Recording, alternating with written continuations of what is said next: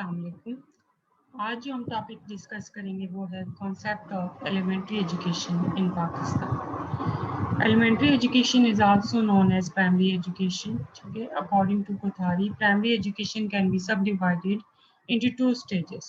Lower primary जिसकी age range जो है वो 6 to 10 ईयर्स है एंड हायर प्राइमरी जिसकी एज रेंज 11 to 14 ईयर्स है।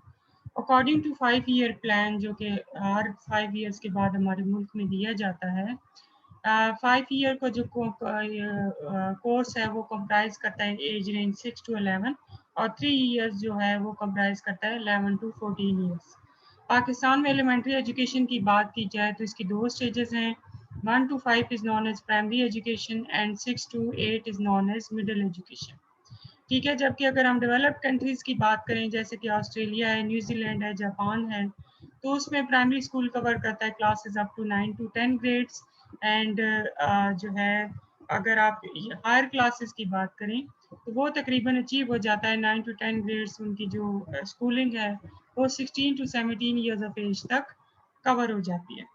ठीक है जी, एलिमेंट्री एजुकेशन की अगर हम बात करें तो आपको पता है कि एजुकेशन जो है ये बहुत ही इंडिस्पेंसिबल, इनएविटेबल और कंपलसरी है, specially at the primary level according to our national educational policy 1959। ठीक है, और एजुकेशन पॉलिसी की 1970 के मुताबिक जो एजुकेशनल पॉलिसी है उसको टॉप प्रायोरिटी देनी चाहिए एलिमेंट्री एजुकेशन को, और उसमें एम्फसाइज करना चाहिए डिसेंट्रलाइजेशन ऑफ लिटरेसी कॉर्प्स।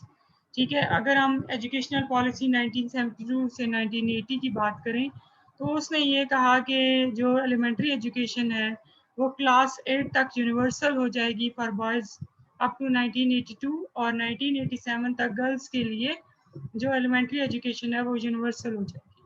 ठीक है, लेकिन मसला क्या है कि बहुत सारे हमारे एलिमेंट्री स्कूल्स ऐसे हैं जिसमें क्वालिटी जो है वो उस तरीके से नहीं है। उसकी बहुत सारी वजूहत हैं जिसमें सबसे बड़ी वजह लैक ऑफ इंफ्रास्ट्रक्चर है। ठीक है, इसके साथ साथ अगर आप बात करें तो बहुत सारे ऐसे स्कूल्स हैं जिसमें अभी भी इलेक्ट्रिसिटी के इश्यूज हैं।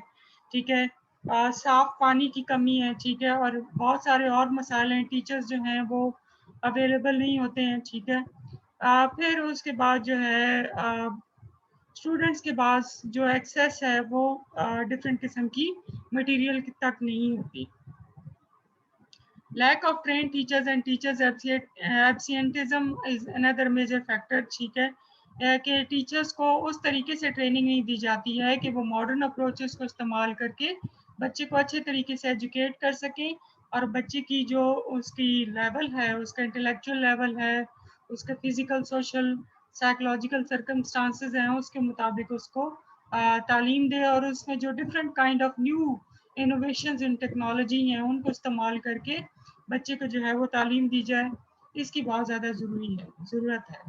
Objectives of elementary education according to NEC, सबसे बड़ा मकसद क्या है एलिमेंट्री एजुकेशन का?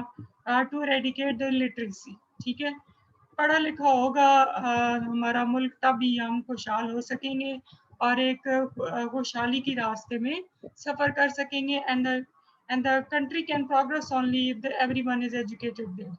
Development of all aspects of children's personality including the physical, social, psychological, developmental and the other aspects। ठीक है, कि किसी इंसान की ओवरऑल पर्सनालिटी की ग्रोथ के लिए एजुकेशन का होना बहुत ज़्यादा ज़रूरी है। इससे इंसान की थिंकिंग में मैच्योरिटी आती है, उसको अंडरस्टैंडिंग होती है। ठीक है, चीज़ों की समझ आती है।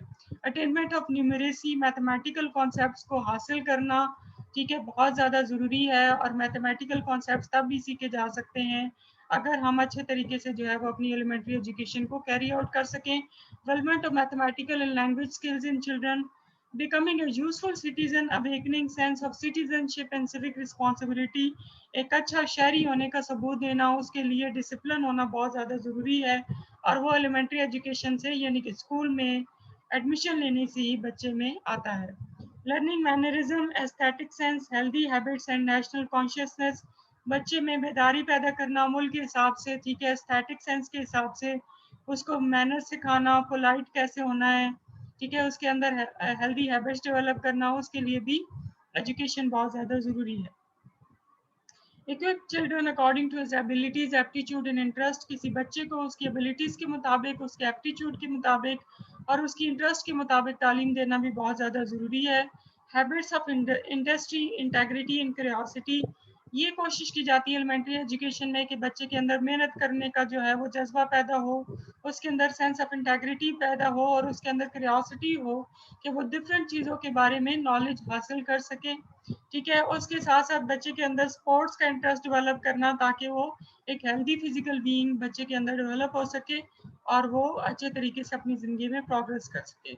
1998-2010 एजुकेशन पॉलिसी के मुताबिक बहुत सारे जो है वो चैलेंजेस थे जो कि एलिमेंट्री एजुकेशन फेस कर रही थी, जिनमें से कुछ ये हैं। Number 1, high drop out rate, के बहुत ज़्यादा बच्चे जो है वो स्कूल से ड्रॉप आउट हो जाते थे जब वो हायर क्लासेस में एडमिशन लेते थे। फिर टीचर एब्सेंटिज्म, बहुत सारे टीचर्स जो हैं वो रेगुलरली कॉलेजेस में नहीं आते थे। कोर स्कूल्स अभी भी कुछ जगहों पर कायम है, ठीक है। पंजाब में तो ये बहुत हद तक चीज़ें इम्प्रूव हो गई हैं, लेकिन स्टिल इट एग्जिस्ट, ठीक है। इसके साथ साथ इंस्ट्रक्शनल स्ट्रैटेजीज जो हैं वो न्यू स्ट्रैटेजीज जो हैं वो टीचर्स को अडॉप्ट करने के लिए बहुत ज़्यादा ज़रूरत है कि उनको ट्रेनिंग दी जाए कि ताकि वो नए तरीके से बच्चों के अंदर जो है वो न्यू स्किल्स इनकलकेट कर सकें। एलिमेंट्री एजुकेशन को इम्प्रूव करने के लिए सबसे इम्पॉर्टेंट है कि बच्चों को इकोनॉमिक जो कंडीशन है उसको ज़हन में रखते हुए, उनके पेरेंट्स की इकोनॉमिक कंडीशन को ज़हन में रखते हुए फ्री एजुकेशन प्रोवाइड की जाए। टीचर्स जो ऑलरेडी अपॉइंटेड हैं वो बहुत कम हैं, बच्चों को ज़्यादा से ज़्यादा टीचर्स अपॉइंट किए जाएँ, ठीक है, ताकि बच्चों को जो है वो अच्छे तरीके से पढ़ा सकें। और टीचर्स को डेली बेसिस पे या क्या कहना चाहिए कि रिफ्रेशर कोर्सेज़ कराने चाहिए और उनको ट्रेनिंग प्रोवाइड करनी चाहिए ताकि वो जो न्यू टीचिंग स्ट्रैटेजीज़ हैं उनको अप्लाई करते हुए बच्चों की लर्निंग को, उनकी साइकोलॉजिकल वेल-बीइंग और उनकी क्या कहना चाहिए कि उनकी मेंटल लेवल के मुताबिक उनको तालीम दे सकें। फिर अभी जो क्या कहना चाहिए कि सिंगल नेशनल करिकुलम पर बहुत ज़्यादा फोकस हो रहा है। आपको पता है कि जो करिकुलम है वो आर्मी पब्लिक स्कूल्स का और होता है, एफजी कैंटन गैरिसन का और है, एफजी मॉडल स्कूल्स का और है, ठीक है, बीकन हाउस सिटी स्कूल और जो और प्राइवेट सेटअप हैं वो अपने-अपने तरीके से जो है वो करिकुलम को अडॉप्ट करते हैं जो कि बहुत ज़्यादा डाइवर्सिटी क्रिएट कर देता है स्टूडेंट्स के दरमियान।